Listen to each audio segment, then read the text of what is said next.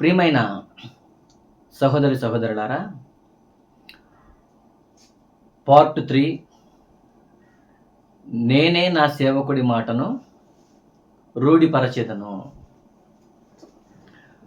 Part 3లో ఫుల్ఫిల్గా ఈ మాట గురించి మనం మాట్లాడుకుని ఈ పాఠాన్ని ముగించుకుని తర్వాత పాఠంలోకి మనం వెళ్ళిపోదాం. ప్రియులరా, బాలుడనగా కొదమ సింహాలు, క్రూర మృగాలు, నక్కలు, చిరుతపులులు, ఎలుగుబంట్లు, ఇవన్నిటిని బాలుడు తోలునని మనం చదువుకున్నాం ముందు భాగాల్లో. అయితే అసలు యెషయా గ్రంథం అంతా కూడా ఎవరి గురించి రాయబడిందో, ఆ ప్రవక్త ఎవరో అనేది మనం ఈ పార్ట్లో మనం మాట్లాడుకుని ఫుల్ఫిల్గా దీన్ని ఆలోచిద్దాం. యెషయా గ్రంథం 11వ అధ్యాయం మొదటి నుంచి మనం చదివితే ప్రియులరా, ఈ వాక్యంలో ఉన్న ముఖ్య ఉద్దేశం మనం ఈరోజు క్లారిటీగా నేర్చుకుందాం. మొదటి వచనం నుండి చదువుదాం.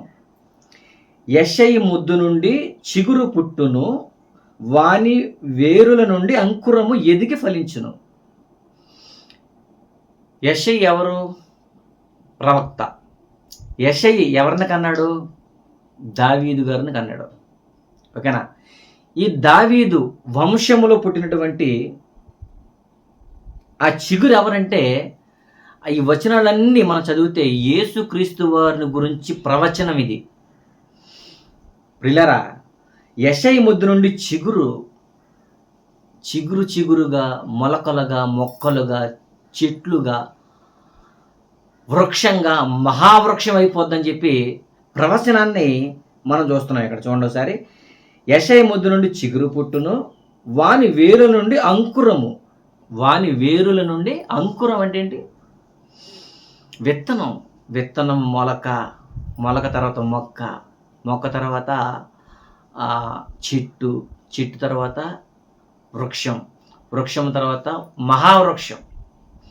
అంకురం అంటే ప్రారంభం నుండి వృద్ధి పొందటం. ఓకేనా? యెషయా ముద్దు నుండి చిగురు పుట్టును, వాని వేరుల నుండి అంకురము ఎదిగి ఫలించును. యెహోవా ఆత్మ జ్ఞాన వివేకములకు ఆధారముగా ఆత్మ, ఆలోచన బలములకు ఆధారముగా ఆత్మ, తెలివిని యెహోవా ఎడల భయభక్తులను పుట్టించు ఆత్మ ఆయన మీద నిలుచును. ఎటువంటి ఆత్మ అంటే యెహోవా ఆత్మ అంటే పరిశుద్ధాత్మ దేవుడు. ఓకేనా? జ్ఞాన వివేకములకు ఆధారమగే ఆత్మది, ఆలోచనకు బలములకు ఆధారముగా ఆత్మది, తెలివిని యెహోవా ఎడల భయము భక్తులను పుట్టించే ఆత్మ యేసుక్రీస్తు మీద నిలుచును అని ఆ వచనాన్ని మీరు గ్రహించాలి. ఓకేనా? తర్వాత యెహోవా భయము అతనికి ఇంపైన సువాసనగా ఉండు. ఎవరెతను? యేసుక్రీస్తు వారు. కంటి చూపును బట్టి అతడు తీర్పు తీర్చడు, తాను వినున దాన్ని బట్టి విమర్శ చేయడు, నీతిని బట్టి భేదలకు తీర్పు తీర్చును, భూనివాసులలో దీనులైన వారికి యథార్థముగా విమర్శ చేయును. భూనివాసులలో దీనులైన వారికి యథార్థముగా విమర్శ చేయును. తన వాగ్దండము చేత లోకమును కొట్టును, తన పెదవుల ఊపిరి చేత దుష్టులను చంపును, అతని నడుమునకు నీతియు అతని తుంట్లకు సత్యమును నడికట్టుగా ఉండును. ఇదంతా ఎవరి గురించి చెప్పబడిందంటే క్రీస్తు వారి ప్రవచనం.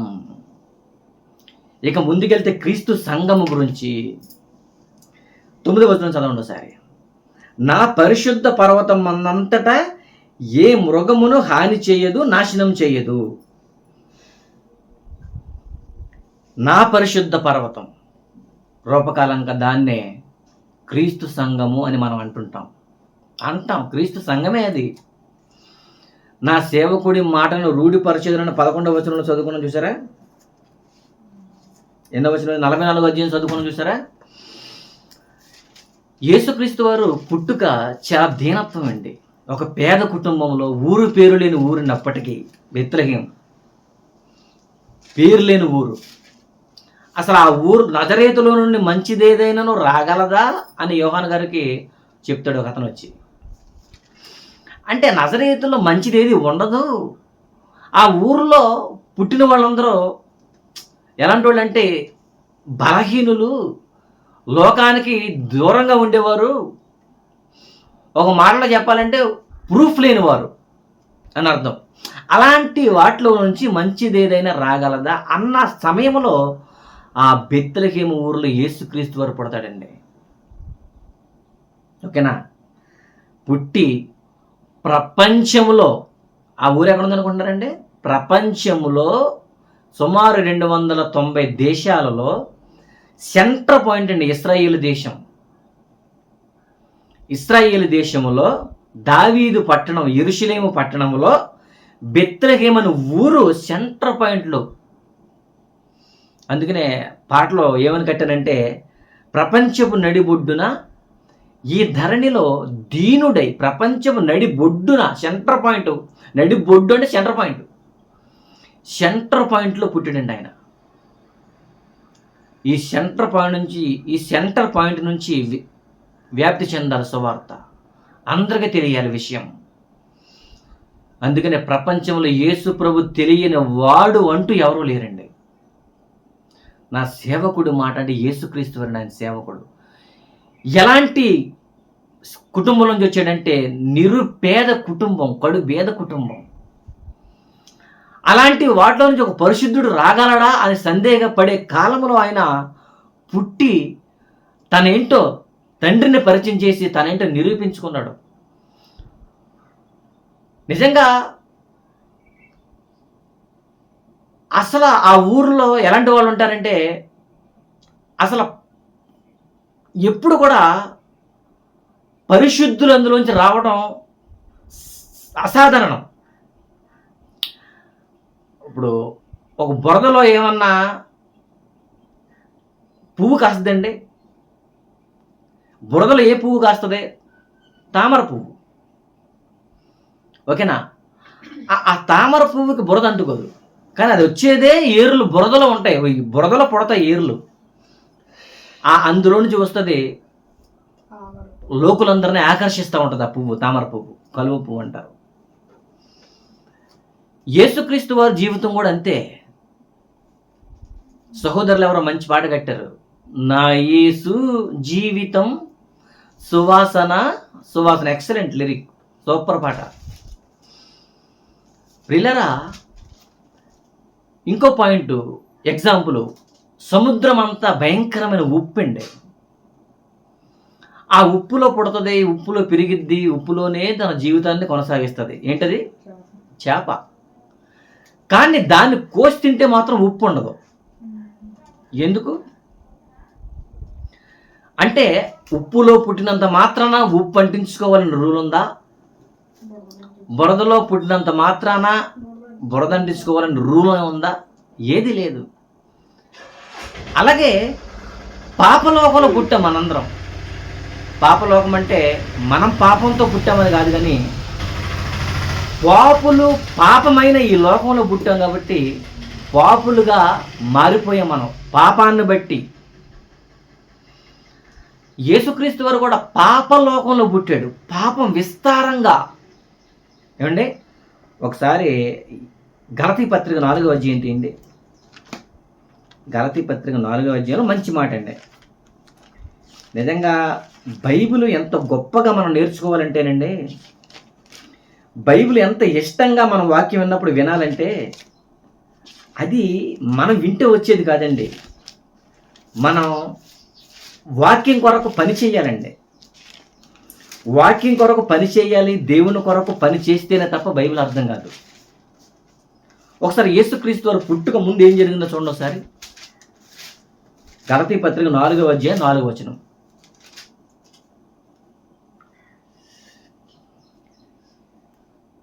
అయితే కాలం పరిపూర్ణమైనప్పుడు దేవుడు తన కుమారుణ్ణి పంపెను. కాలం పరిపూర్ణం అంటే కాలానికి పరిపూర్ణం ఉంటుంది, ఒక లెక్క ఉంటుంది, ఒక సమయం ఉంటుంది. ఆ కాలంలో పుట్టాలి. ఏ కాలాల్లో పుట్టాలి, ఏ కాలంలో ఎవరెవరు పుట్టాలి అనేది దేవుని సంకల్పం. కాలములను సమయములను తండ్రి తన స్వాధీనంలో ఉంచుకున్నాడు అపొస్తలుల కార్యాలు 1:7. అలాగే కాలాన్నే కాదు, కాలంలో పుట్టేవారిని కూడా తన స్వాధీనంలో పెట్టుకున్నాడు ఆయన. కాలాన్నే కాదు, కాలంలో ఎవరు పుట్టాలి అనేది కూడా ఆయన ఆధీనంలో పెట్టుకున్నాడు. అయితే యేసు పుట్టుక కాలం పరిపూర్ణమైపోయింది. పరిపూర్ణం అంటే ఏంటి? మితిమీరింది, సమయం వచ్చింది, పాపం పరిపూర్ణమైపోతుంది అన్నమాట. ఫుల్. ఒకరినొకరు ద్వేషించుకుంటాం, చంపుకుంటాం, ఒకరినొకరు పొడుచుకుంటాం, పాపులుగా సొదొమ గొమొర్రా అనుకుంటే దానికంటే 100 రెట్లు ఎక్కువ ఇది యేసు ప్రభు పుట్టే కాలానికి. ఓకేనా? అయితే కాలం పరిపూర్ణమైనప్పుడు, సమయం వచ్చినప్పుడు ఆయన రావాల్సిన సమయం వచ్చింది. ఓకేనా? అప్పుడప్పుడు మనం అంటాం, అప్పుడప్పుడు కొంతమందిని అడిగితే మీరు మాట్లాడరేంటి, అసలు ఆ విషయం ఏంటి, అసలు ఇంత జరుగుతున్న ఏం మాట్లాడరు ఏంటంటే, ప్రతిదానికి సమయం ఉంటుంది స్టీవెన్, అప్పుడు దేవుడే మాట్లాడతాడు, మనం మాట్లాడక్కర్లే అంటూ ఉంటారు ఒక ఆయన. అలాగే సమయం ఉంటుంది ప్రతిదానికి. ఆ సమయంలో తన కుమారుని పంపాడు. ఆయన స్త్రీ యందు పుట్టి. భయంకరమైన పాపం విస్తారంగా ప్రపంచంలో చేరినప్పుడు ప్రతి ఊర్లో, ప్రతి పట్టణంలో, ప్రతి చుట్టుపక్కల ఉన్న ప్రపంచంలో ప్రతి ఒక్కడో దుర్మార్గుడుగా, దుష్టుడుగా, దరిద్రుడుగా పుట్టి పాతాళానికి, నరకానికి పోతున్న సమయంలో యేసుక్రీస్తు వారు కడుబేదవారు నుండి ఎక్కడో ఉన్నటువంటి సెంటర్ పాయింట్లో ఉన్నటువంటి ఆ సెంటర్ పాయింట్ యెరూషలేము, బెత్లెహేము ఊరు, అందులో పుట్టాడండి ఆయన. అందుకని ఆయన గురించి యెషయా గారు ప్రవచనం చెబుతున్నాడు. అది పాయింట్. ఎందుకంటే యెషయా గారు అంత క్లారిటీగా ఎందుకు మాట్లాడుతున్నాడంటే, నిజంగా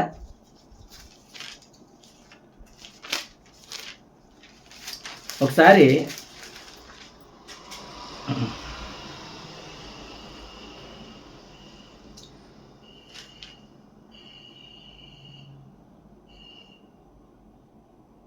ఆయన గురించి యెషయా గ్రంథం 53 చదువుదాం ఒకసారి. 53 ఇంకా క్లారిటీగా యేసుక్రీస్తు వారి గురించి రాయబడిన చూడండి. మేము తెలియజేసిన సమాచారం ఎవడ నమ్మెను? యెహోవా బాహువు ఎవనికి బయలుపరచబడెను? లేత మొక్క వలన, ఎండిన భూమిలో మొలిచిన మొక్క వలన అతడు ఆయన ఎదుట పెరిగెను. ఎవరి ఎదుట పెరిగాడు? ఎవరైనా? అతనికి స్వరూపమైనను సొగసైనను లేదు. ఓకేనా? మనం అతను చూచి ఆపేక్షించినట్లుగా అతని యందు స్వరూపము లేదు.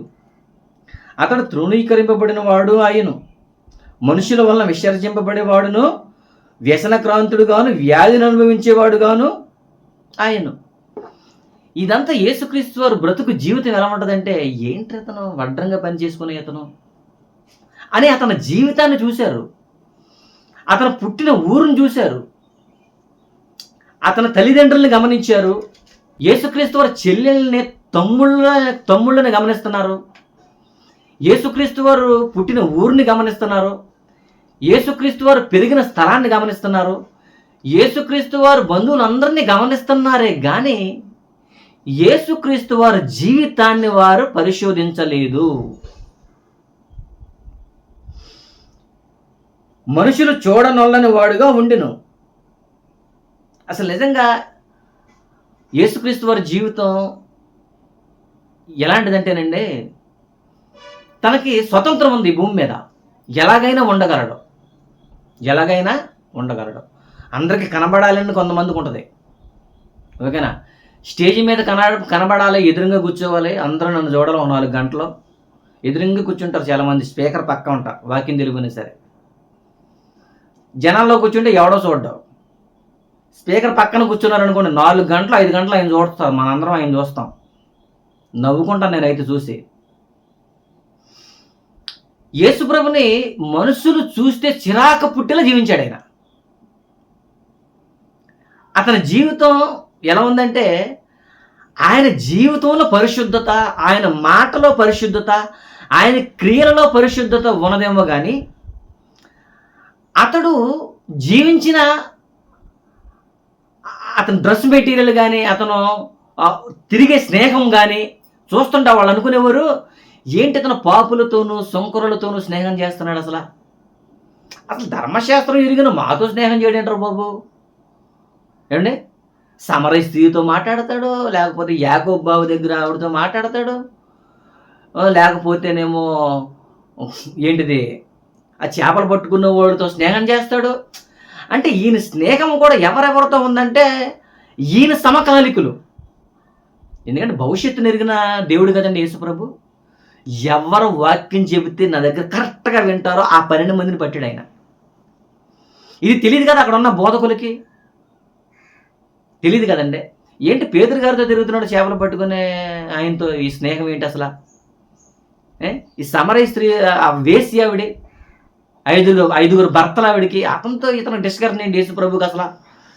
యేసుప్రభు బ్రతుకున్నంత వరకు కూడా శిష్యులకు కూడా అర్థం కాలేదు అసలు విషయం.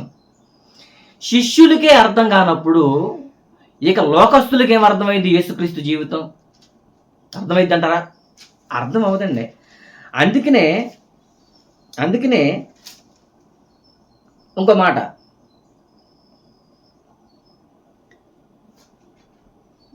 4వ వచనం 53:4, నిశ్చయముగా అతడు మన రోగాలను భరించెను, మన వ్యసనాలను సహించెను వహించెను, అయినను మొత్తబడిన వానిగాను, దేవుని వలన బాధింపబడిన వానిగాను, శ్రమ పొందిన వానిగాను మనం అతనిని ఎంచితిమి. ఇతను పాపం చేస్తున్నాడు, పాపులతో తిరుగుతున్నాడు, దేవుడు అందుకే అతను అలా శిక్షించాడు, నిజంగా ఇతను దుర్మార్గుడే అన్నట్టుగా ఉంది అతని జీవితం. కానీ దేవుడు యేసుప్రభు శిలువ మరణం ప్రపంచానికి రక్షణ, ఒక నూతనమైన సృష్టి, క్రీస్తు సంఘం ఏర్పడాలనేది తండ్రి ఆలోచన. అదంతా జరగాలంటే, సంఘం ఏర్పాటు జరగాలంటే, ఆ యెషయా గ్రంథంలో చెప్పినట్లుగా క్లారిటీగా జరగాలంటే ఇవన్నీ జరగాలి. ఏంటి? ఆయన మెత్తబడిన వానుగాను, దేవుని వలన బాధింపబడిన వానుగాను, శ్రమ నొందిన వానుగాను మనం అతను ఎంచితిమి, మన అతిక్రమలను బట్టి అతడు గాయపరచబడిను, మన దోషాలను బట్టి నలగొట్టబడిను. అది పాయింట్, అసలు పాయింట్ చెప్తున్నాడు అక్కడ. అయితే అప్పటికి లోకం ఇతను మ్రాను మీద వేలాడాడంటే ఎంత పాపం చేశాడో, మ్రాను మీద సిలువ వేయబడ్డాడంటే ఎంత ఘోరం చేశాడో బాబు అనుకునేవారండి ఆనాడు. అందుకేనండి ఆ రోమ సైన్యం కూడా ఇతను నమ్మలేకపోయింది. రోమ సైనికులు, ప్రధాన యాజకులు మెయిన్ టార్గెట్ పెట్టారు యేసుప్రభు మీద, చంపేయాలని. వీళ్ళకి కిందన్న వారెవరంటే పరిచయం, అక్కడ మాటలు ఎక్కడ చెప్పేవాళ్ళు ఎవరంటే సద్దూకయ్యులు, పరిసయ్యులు. దొంగలు కదండి వాళ్ళు. ఈ ప్రధాన యాజకులకి రైట్ హ్యాండ్ లెఫ్ట్ హ్యాండ్ ఎవరు అనుకున్నారు? సద్దూకయ్యులు, పరిసయ్యులు. ఇక్కడ మాటలు తీసుకెళ్ళి అక్కడ చెబుతూ ఆ రోమాధిపతికి, అక్కడ మాటలు తీసుకెళ్ళి ఎక్కడ చెప్తూ, ఇందులో ఒకడు ఉన్నాడు కదా మళ్ళీ ఇస్కరియోతు యోధ, ఇతనేమో యేసుప్రభు మాటలు తీసుకెళ్ళి ప్రధాన యాజకులకు చెప్పటం, ప్రధాన యాజకుల మాటలేమో దాచి యేసుప్రభు ఎక్కడెక్కడ ఉంటున్నాడో, ఎటువంటి రూట్స్లో వెళ్తున్నాడో, ఏ ప్రదేశంలో వెళ్తున్నాడో, ఎక్కడ కాపు గాయాలనేది మనోడి పని. అంటే ఇదంతా ఈ సిచ్యువేషన్ అంతా కూడా యేసుప్రభు తన జీవితంలో తండ్రి రాయబడినట్టుగా రాసుకున్నట్లుగా జరిగింది. మ్రాను మీద వేలాడదీసిన వాడు ఒకనాడు ఇశ్రాయేలీయులు అలాంటి వాళ్ళనే వేలాడదీసి చంపేవారు. మరి పాపుల్ని, దుర్మార్గుల్ని, అంత ఘోరాది ఘోరం చేసిన వాళ్ళని, దొంగల్ని అక్కడ చంపేవారు. మరి ఆ టైపులో ఈయన మరణం సాగడం అనేది ఆ షాక్ అయిపోయింది అసలు ఇశ్రాయేలీయులు ఆనాడు. ఇతను కూడా అలాంటి అనుకున్నారు. కానీ అందులో నుంచి ఒక భయంకరమైన క్రీస్తు సంఘం రాబోతున్నది అని ఆనాడు చెప్పిన మాటలు వాళ్ళకి అర్థం కాలేదండి. ఏమండి? తర్వాత మనమందరం గొర్రెల వలె త్రోవ తప్పి ఎంత చెప్తున్నాడండి. ఎవరు? యెషయా గారు ప్రవచనం చెబుతున్నాడు. అందుకే నేను యెషయా గ్రంథానికి, క్రీస్తు సంఘానికి, యెషయా గ్రంథానికి, క్రీస్తు సంఘానికి సంబంధం ఉంది. నా సేవకుడి మాట రూఢిపరచదును, ఆయన మాట ప్రతిదీ కూడా రూఢిపరిచాడు. అందుకని యేసుక్రీస్తు ఏమంటాడు తెలుసా? కంటికి కన్ను, పంటికి పన్ను మీరు విన్నారు కదా, నేను చెప్పున్నదేమనగా అంటాడు. దాన్ని అమలు చేశారు. ఒకడు మీ అంగి ఎత్తుకుపోతుంటే, మీ పై వస్త్రం ఎత్తుకుపోతుంటే మీ అంగీ కూడా ఇచ్చేయమని అంటాడు. ఒకప్పుడు అంగీకి అంగి, ఓకేనా, షర్టుకి షర్టు, పంటికి పన్ను, దెబ్బకు దెబ్బ, కంటికి కన్ను, ఈ టైపులో ఉండేది జీవితం. యేసుప్రభు వచ్చేసరికి దెబ్బకు దెబ్బ. కానీ తండ్రి పైనుంచి చూస్తున్నాడు, నా సేవకుడు, నా ప్రభువు, నా క్రీస్తు, మై సన్ ఈ భూమి మీద ఏదైతే చెబుతాడో దాన్ని రూఢిపరిచేస్తాను అంతేనే. అసలు నేను అది పాయింట్ అక్కడ. నిన్ను కుడి చెంప మీద కొడితే ఎడమ చెంప కూడా తిప్పాలి. రూఢిపరిచేసాడండి ప్రపంచంలో. రూఢిపరిచేశాడు యేసుప్రభు ద్వారా. నిన్ను విమర్శిస్తే, నిన్ను తిడితే, సంఘంలో నిన్ను దూషిస్తే, నువ్వు ఎదిగిపోతున్నావని నిన్ను కించపరిస్తే, నీ గురించి అందరికి బ్యాడ్గా చెబితే నువ్వు వాళ్ళ గురించి ప్రార్థన చెయ్యి అన్నాడు యేసుప్రభు. సంఘంలో వాక్యంలో నువ్వు డెవలప్మెంట్ అయిపోతున్నావా? ఓకేనా? నిన్ను చూసి అనేకులు అభ్యంతర పడుతున్నారా? నేను తొక్కేద్దామని చూస్తున్నారా? నువ్వు పట్టించుకోక అసలు. ప్రతి మాట మత్తయి సువార్త, యోహాను సువార్త, లూకా సువార్త ఇవన్నీ చదివితే మనకు అర్థమైందండి. ఇవన్నీ చదవం కదా మనం. ఆయన మాటలు, స్వయంగా నోటితో మాట్లాడిన మాటలు. ఆ మాటలను యోహాను గారు రాశారు, లూకా గారు రాశారు, మార్కు గారు రాశారు, మత్తయి గారు రాశారు. ఈ మాటలన్నీ మనం చదివితే ఆ మాటలన్నీ రూఢిపరచబడిపోతాయి, స్థిరపరచబడిపోతాయి. ప్రతి మాట కూడా. ప్రభువా, వ్యభిచారం చేస్తుంది ఈ స్త్రీ. మరి మోషే ధర్మశాస్త్ర ప్రకారం ఏం చేయాలి తెలుసా? రాళ్ళతో కూడా చంపాలి. ముందు నువ్వే కొట్టాలి. మరి ఓకే, మీరు అన్నట్టు అలా చేద్దాం. Okay, right. అయితే మీలో కూడా ఏ పాపమో చేయని వాడు ఎవడైనా ఉంటే మొదట రాయేసి ఆవిడని కొట్టండి, ఆ తర్వాత నేను కొడతాను. అందరూ రాళ్ళు వదిలేసి వెళ్ళిపోయారు. అమ్మా,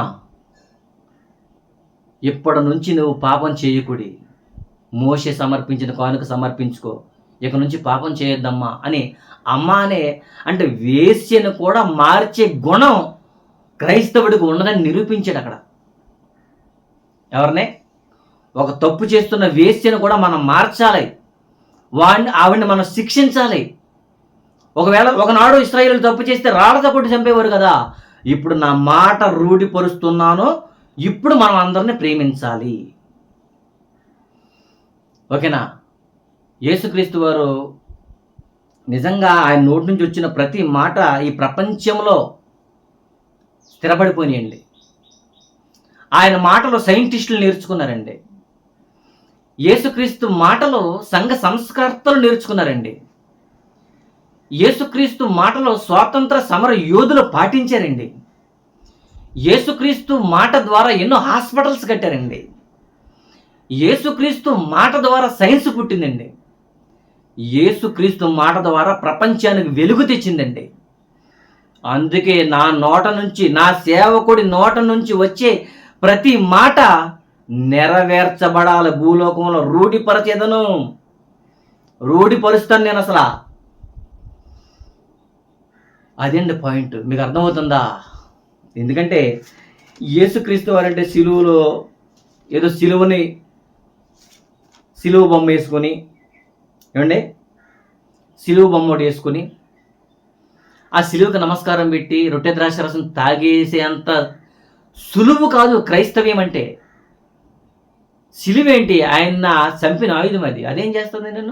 నిన్ను కాపాడద్దా సిలువ? ఆయన మేకులు మనల్ని ఏమైనా కాపాడతాయా? ఆయన మేకులు నీకు పొడిచినా గుచ్చుకుంటాయి. నీకు ఆయనకు పెట్టిన ముళ్ళ కిరీటం నీకు పెట్టినా గుచ్చుకుంటుంది. ఆయన కొట్టిన కొరడ నిన్ను కొట్టినా దెబ్బ తగులుతుంది.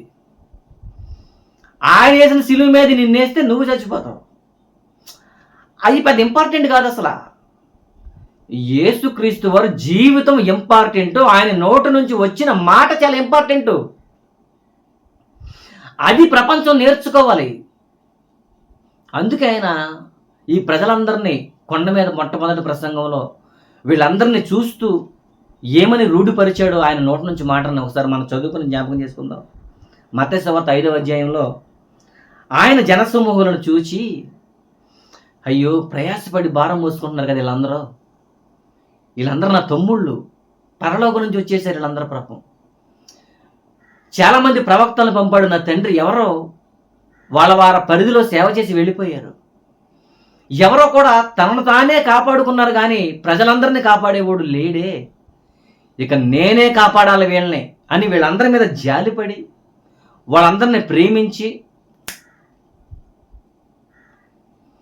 వాళ్ళందరి మీద కనికరపడి కొండ మీద కూర్చుని నోటి మాట విప్పాడండి. చూడండి ఒకసారి, నోటి మాట విప్పాడు. ఏమని ఇప్పాడో చూడండి ఒకసారి. ఆయన జనసమూహమును చూచి కొండ ఎక్కి కూర్చుండగా ఆయన శిష్యులు ఆయన యొద్దకు వచ్చారు. ఓకేనా? అప్పుడు ఆయన నోరు తెరిచి ఎలాగ బోధించాడు. ఏ విధంగా బోధించాడు చూడండి.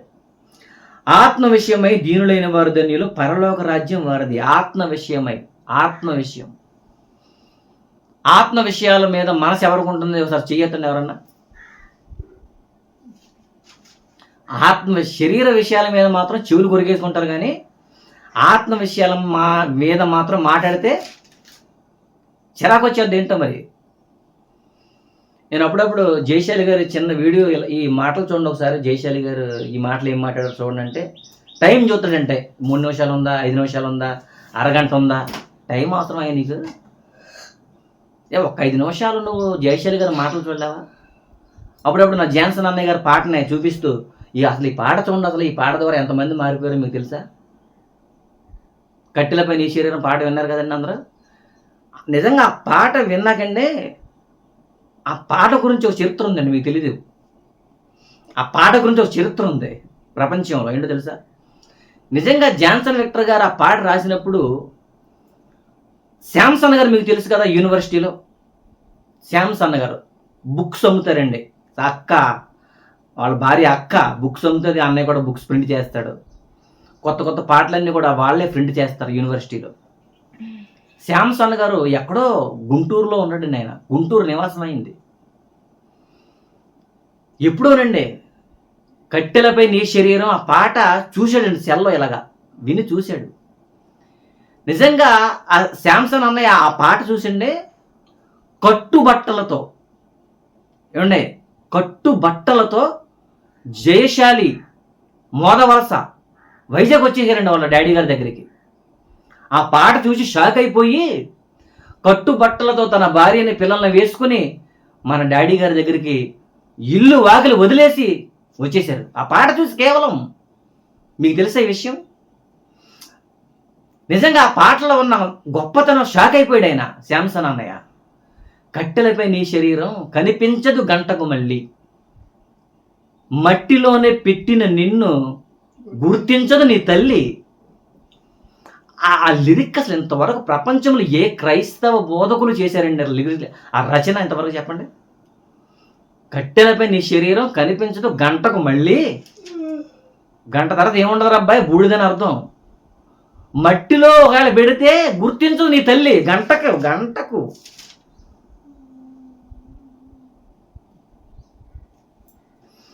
ఆ పాట విన్న తర్వాత ఏముందరా ఈ బ్రతుకులో, ఏముందరా సాధించేది, బ్రతుకుటి క్రీస్తే చావైతే లాభమే అనుకున్నాడేమో. కానీ శాంసన్ అన్నయ్య డాడీ గారి దగ్గరికి వచ్చి ఎంబీటీకి చేసి దేవుని సేవలో ఒక సేవకుడిగా ఇప్పుడు ఆయన సేవ చేస్తున్నాడు. ప్రియులరా, ఆత్మ విషయమై దీనులైన వారు ధన్యులు. ఒక జాన్సన్ గారి పాట 5 నిమిషాలు చూడండి అంటే, అబ్బాయి ఈ పాట నేను చూడండి, చూడవా? ఇంత పెద్ద పాట, 5 నిమిషాల పాట, 5 నిమిషాల పాట చూడలేవా నువ్వు? 5 నిమిషాల వీడియో చూడలేవా? 3 నిమిషాల వీడియో చూడలేవా? అదే ఒక సినిమా పెడితే 2-3 గంటలైనా చూస్తాం మన సెల్లో. ఎవరికైనా పెట్టిస్తే ఫేస్బుక్ గంటల గంటలు చూస్తాం, యూట్యూబ్ గంటల గంటలు చూస్తాం. 5 నిమిషాల దేవుడు మాటలు మనం వినలేమా? ఆత్మ సంగతులు పడవ ఎవరికి? అందుకేనండి యేసుక్రీస్తు వారు ఏమన్నాడంటే, ఆత్మ విషయమై దీనులైన వారు ధన్యులు. ఆత్మ విషయమై వారిది. అప్పటికి వాళ్ళ ఫలితం ఏంటి? పరలోక రాజ్యం, వాళ్ళ గిఫ్ట్. నేను ఏదైనా దేవుడి మాటలు చెప్పాను అనుకోండి, ఏమంటారు తెలుసండి? చెప్పాడులే అంటారు. చాలా బాగా అంటున్నావు నువ్వు, అసలు నీకు చెప్పకూడదు. ఎందుకంటే నీకు ఎవరు చెప్పాలి వాళ్ళే చెప్పాలి. అదే ఈ పార్ట్ 3లో కనపడద్దు. ఇప్పుడు ఏమండి, దుఃఖపడి వారు ధన్యులు, ఓదార్చబడుదురు. సాత్వికులు ధన్యులు, భూలోకమును స్వతంత్రించుకుందరు. నీతి కొరకు ఆకలి దప్పులు గలవారు ధన్యులు, వారు తృప్తిపరచబడుదురు. కనికరం గలవారు ధన్యులు, వారు కనికరం పొందుదురు. హృదయ శుద్ధి గలవారు ధన్యులు, వారు దేవుని చూస్తారు, సమాధానపరచేవారు ధన్యులు వారు దేవుని కుమారులు అనబడతారు, నీతి నిమిత్తం హింసించబడేవారు ధన్యులు పరలోక రాజ్యం వారిది. ఓకేనా? నా నిమిత్తం జనులను మిమ్మును నిందించి హింసించి మీ మీద అబద్ధంగా చెడ్డ మాటలల్లా పలుకుతున్నప్పుడు, ఇది మాత్రం నా జీవితంలో జరుగుతుంది. చెడ్డ మాటలు, స్టీవెన్సన్ మీద ఎన్ని చెడ్డ మాటలు అంటే ఏమంటే నాకు చెప్పినప్పుడు నవ్వుకుంటూ ఉంటానండి. ఏం తెలిసి వీళ్ళకి అరపాతిక వాక్యం తెలియని వాళ్ళు మాట్లాడుతున్నారు నా గురించి. అందుకేనండి ఈ వాక్యం నా విషయంలో నెరవేరిందని చెప్పుకున్నా సుమా. నాకు వాళ్ళ మీద ఎటువంటి భేదము కోపము లేదు. నా నిమిత్తము జనులు మిమ్మును నిందించి హింసించి మీ మీద అబద్ధముగా చెడ్డ మాటలను పలుకుతున్నప్పుడు మీరు ధన్యులు. సంతోషిస్తున్నాను, ఆనందిస్తున్నాను. నేను వాక్యంలో పాట రాశాను తెలుసండి. ఎన్ని చెడ్డ మాటలు పలుకుతున్నా సరే యేసు ప్రభుని హైలైట్ చేసి వాళ్ళ దగ్గర అక్కడే ఉంటూ ప్రపంచం ఎత్తులో ఉండే పాట రాశాను నేను. చూసారా? సంతోషించడం అంటే ఇదే, ఆనందించడం అంటే ఇదేనండి. నజరేతులో నుండి మంచిదేదైనా రాగలదా? వచ్చింది అబ్బాయి, వచ్చింది. క్రూర మృగములలో నుంచి పరిశుద్ధత రాగలదా? వచ్చింది, రావాలి. ఇప్పుడు యేసుక్రీస్తు వారు చెప్పినవన్నీ కూడా ఈ భూలోకములో ఇవన్నీ రూఢిపరచబడిపోయాయి. చాలా మంది సాత్వికులుగా, కనికరం గలవారుగా, సమాధానపరచేవారుగా అందరూ చాలా మంది జీవిస్తున్నారు. ఎక్కువ శాతం జీవించటం లేదు. వాళ్ళ గురించి మనకు అనవసరం. I don't care. నా సేవకుడి మాట రూఢిపరిచేదను. యేసు ప్రభు మాటలు ఎండే 27 పుస్తకాలు గ్రంథం విప్పాడాయన. అందుకే పాటలో పెట్టాను, 7 ముద్రలు విప్పగా క్రీస్తు వచ్చాడు. 7 ముద్రలు విప్పడానికి చాలా మంది భయపడిపోయారు తెలుసా మీకు? అసలు అయ్యి బాబోయ్, ఆ ముద్రలు మేము విప్పలేము, ఆ టైపులో మేము బ్రతకలేము. నువ్వు బ్రతకలేను ప్రభువా. పేతురు, నేను బ్రతకలేను. పౌలు, నేను. ఎంతమందిని జీవితాలను చూసినా యేసుక్రీస్తు వారి జీవితంతో సాటి రాలేరు. ఆ ముద్రలు ఎవరు విప్పలేరు. అందుకే నేను విప్పాన ముద్రలో ప్రపంచంలో నా సేవకుడు అయిన నా మాట నా తండ్రి ఈ భూమి మీద రూఢిపరుస్తాడు. ప్రతి ఒక్కడు భూలోకమందును పరలోకమందును భూమి క్రింద ఉండి వారిలో ఎవరైనా నా నామమునే మోకాలు వంచాలి. ప్రియులరా, సేవకుడి మాట రూఢిపరచడం అంటే మీకు ఇంచుమించు జస్ట్ ఎగ్జాంపుల్ చెప్పానంతే. ఫుల్ఫిల్గా ఒక్కసారి మాట్లాడుకోవచ్చు. ఇప్పుడు అసలు